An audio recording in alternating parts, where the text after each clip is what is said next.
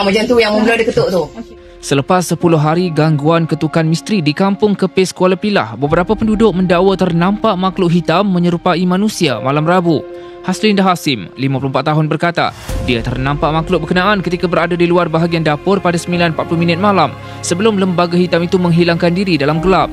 Katanya sebelum itu anak sulung berusia 17 tahun keluar manakala dia hanya bersama seorang lagi anak berada di rumah. Tidak lama kemudian anak sulung menghubunginya memaklumkan supaya menutup semua pintu dan tingkap kerana ada sebuah rumah yang sudah diganggu. Kemudian anaknya pulang dan menyuruh dia membuka pintu dapur.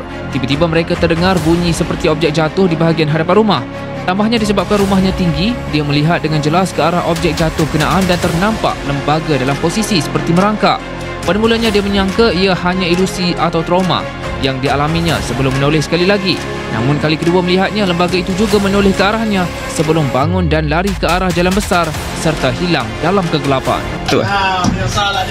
Macam tu yang mula dia ketuk tu. Selepas 10 hari gangguan ketukan misteri di kampung Kepis, Kuala Pilah, beberapa penduduk mendakwa ternampak makhluk hitam menyerupai manusia malam Rabu. Haslinda Hasim, 54 tahun berkata, dia ternampak makhluk berkenaan ketika berada di luar bahagian dapur pada 9.40 malam sebelum lembaga hitam itu menghilangkan diri dalam gelap.